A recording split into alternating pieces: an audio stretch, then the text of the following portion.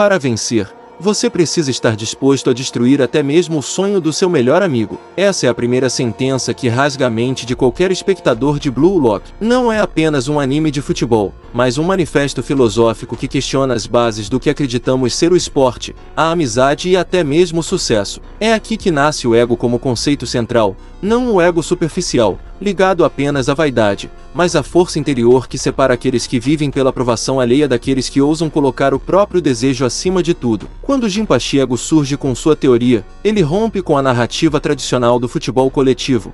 O Japão nunca terá um campeão mundial enquanto seus jogadores continuarem presos ao espírito de equipe. Essa afirmação provoca não apenas os personagens, mas também o público. Somos ensinados desde cedo que pensar nos outros antes de nós mesmos é virtude, mas Blue Lock questiona: e se esse altruísmo for, na verdade, uma corrente invisível que sufoca a grandeza individual? Nesse ponto, o anime coloca cada jogador diante de um dilema brutal: abandonar o instinto de agradar e abraçar o próprio ego, ou ser devorado pela mediocridade. A arena de Blue Lock não é apenas física, é psicológica. Ali, cada atleta é forçado a confrontar sua essência. O campo de futebol se transforma em um laboratório de existencialismo, onde o ego não é visto como um defeito moral, mas como combustível para a evolução. É aqui que compreendemos o verdadeiro nascimento do ego, não como arrogância cega, mas como a centelha que grita: eu quero ser o melhor, custe o que custar. Esse é um grito que muitos de nós abafamos na vida real. Quantos talentos se perdem porque alguém decidiu ser modesto demais? Quantos sonhos morrem porque a pessoa preferiu não incomodar, não chamar atenção,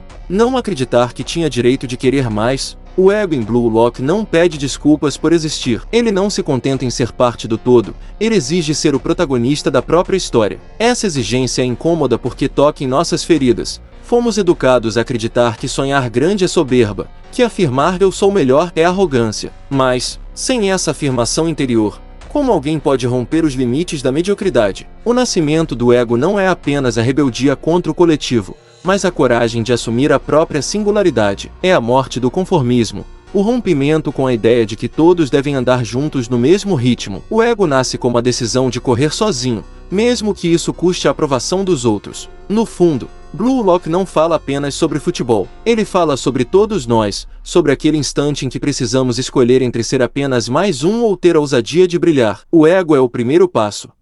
O que separa um jogador comum de um gênio? Muitos responderiam talento, mas Blue Lock mostra que talento por si só não basta. Quantos jogadores habilidosos já vimos desaparecer no anonimato porque nunca tiveram coragem de assumir quem eram? Aqui entra o ego como chama do talento, a força que desperta, intensifica e direciona as habilidades latentes de cada indivíduo. Quando Isagi entra no programa, ele não é o mais veloz, nem o mais forte, nem o mais técnico. Ele é, em essência, mediano. Porém, quando confrontado pelo sistema de Blue Lock, ele é obrigado a olhar para dentro e reconhecer sua singularidade, sua visão de jogo. E é justamente o ego, a recusa em ser apenas mais um, que transforma essa característica em arma. Sem ego, a visão de jogo seria apenas um detalhe. Com ego, torna-se sua identidade, sua chama. Essa é a verdade incômoda que Blue Lock escancara. O talento não floresce em quem espera aprovação, mas em quem ousa dizer, meu jeito é o certo, mesmo contra todas as críticas. Não é à toa que personagens como Bashira, Naji e Rin se destacam. Cada um tem sua própria centelha, o drible criativo, o domínio técnico quase preguiçoso, a obsessão implacável. Mas o que realmente os coloca acima dos outros é a coragem de confiar em si mesmos, mesmo quando tudo parece perdido. Na vida real, o ego funciona da mesma maneira. O estudante que ousa acreditar que pode superar sua nota mediana e virar referência da sala, o atleta que insiste em treinar sozinho, mesmo quando os amigos desistem, o artista que recusa seguir fórmulas prontas e confia na própria visão. O ego é o que separa aqueles que têm talento dos que manifestam talento. Muitos confundem essa postura com arrogância, mas há uma diferença fundamental. A arrogância se alimenta da ilusão de superioridade, enquanto o ego saudável se alimenta do desejo de provar essa superioridade através do esforço. O arrogante fala, o que tem ego Age? Nietzsche descrevia o espírito livre como aquele que rompe as amarras da moral imposta e cria suas próprias regras. Essa é a essência do ego em Blue Lock. Não se conformar ao que já existe, mas reinventar o jogo. Colocar sua marca no campo. Quando Isagi decide roubar a arma dos outros e fundi-la ao seu estilo, não é soberba. É pura expressão de ego criativo, a recusa em aceitar limites pré-estabelecidos. E aqui está a reflexão. Quantas vezes você escondeu suas qualidades porque teve medo de parecer exibido? Quantas vezes deixou de se destacar porque achou que seria humilhante para os outros? Esse medo é a sepultura do talento. Sem ego, suas habilidades jamais verão a luz do mundo. O ego, então, é como a chama de uma tocha. Sozinho, o talento é apenas combustível. Mas quando o ego acende essa chama, ele ilumina, aquece e guia. E é essa luz que separa os que brilham dos que se apagam. Se em Blue Lock o ego é a faísca que desperta o talento, também é a mesma chama que pode consumir tudo em volta quando sai de controle. Porque o ego, quando hipertrofiado, deixa de ser força criadora e se torna prisão. Ele já não serve ao crescimento, mas à vaidade. Não busca vitória real, mas sim aplausos, status e a sensação de estar acima dos outros. Esse é o lado sombrio do ego. E talvez seja o teste mais perigoso dentro e fora do campo. Blue Lock nos mostra personagens que encarnam esse risco. Barrow é o exemplo perfeito. Um jogador incrivelmente talentoso, mas refém da própria arrogância. Sua obsessão em ser o rei o torna previsível, limitando suas possibilidades. O que deveria ser uma arma, acaba sendo uma corrente. O ego, nesse caso, não o liberta, mas o aprisiona em sua própria narrativa de grandeza. Só quando ele entende que até o rei precisa se reinventar, seu talento floresce novamente. Na vida real, isso é mais comum do que pensamos. O estudante que já se considera inteligente demais e para de estudar, o atleta que acredita ser naturalmente melhor e relaxa nos treinos, o profissional que conquista reconhecimento cedo e passa o resto da vida repetindo fórmulas ultrapassadas. O ego, nesse estágio, se torna uma droga, dá uma sensação imediata de poder, mas corrói lentamente a disciplina, a humildade e a capacidade de aprender. E aqui está a ironia. O mesmo ego que pode nos impulsionar ao topo é o que pode nos derrubar. Isso porque a linha entre confiança e soberba é fina, quase invisível. A confiança busca superação, enquanto a soberba busca comparação. O confiante olha para dentro e diz eu posso mais do que ontem. O soberbo olha para fora e diz eu sou melhor do que eles. A primeira postura é infinita, a segunda é finita, porque sempre haverá alguém mais forte, mais rápido, mais criativo. Do ponto de vista psicológico, podemos dizer que o ego sombrio é a sombra junguiana que se recusa a ser integrada. Ele nega a vulnerabilidade, reprime a insegurança e cria uma máscara de invencibilidade. Mas toda máscara, cedo ou tarde, racha. E quando isso acontece, o choque costuma ser brutal. Em Blue Lock, esse momento é traduzido em derrotas humilhantes que forçam o jogador a repensar tudo. Na vida, aparece como fracassos inesperados, crises de identidade e até abandono de sonhos. O lado sombrio do ego não deve ser negado, mas reconhecido, porque sem reconhecer que ele existe, nos tornamos escravos dele. É preciso entender que o ego não é vilão nem herói, é apenas uma energia. Se canalizada, constrói, se descontrolada, destrói. Por isso, Blue Lock nos ensina que o verdadeiro jogador, e o verdadeiro ser humano, não é aquele que elimina o ego, mas aquele que o doma. Ser rei no campo não é o problema é esquecer que até o rei precisa continuar aprendendo.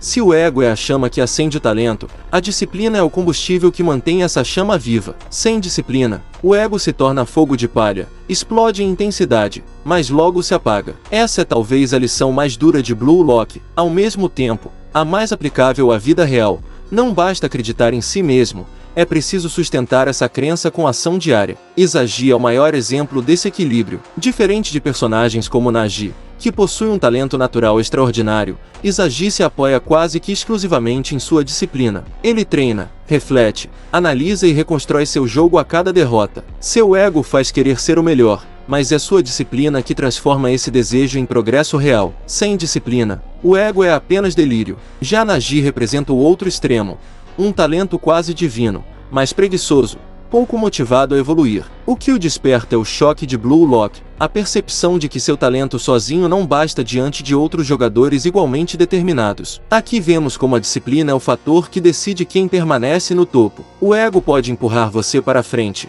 mas sem disciplina, você inevitavelmente será ultrapassado. Na vida real, quantos jovens têm um lampejo de motivação, mas não sustentam esse fogo com rotina? Quantos se inspiram em um vídeo, um discurso, um anime, e sentem por alguns dias que vão mudar tudo, apenas para abandonar no meio do caminho. Esse é o ego sem disciplina, a convicção momentânea sem base sólida. E é justamente aqui que surge a mediocridade que tanto aprisiona. A disciplina é a capacidade de acordar cedo para treinar quando ninguém está olhando. É a escolha de estudar em silêncio enquanto os outros estão distraídos. É o hábito repetido que parece tedioso, mas que constrói a fundação para que o ego brilhe nos momentos certos. Sem disciplina, o ego é um grito vazio. Com disciplina, o ego se transforma em voz poderosa que ecoa no campo, na sala de aula, no trabalho, em qualquer arena da vida. Nietzsche dizia que o ser humano só se realiza plenamente quando é capaz de impor leis a si mesmo. Essa é a essência da disciplina. Não depender de motivação externa,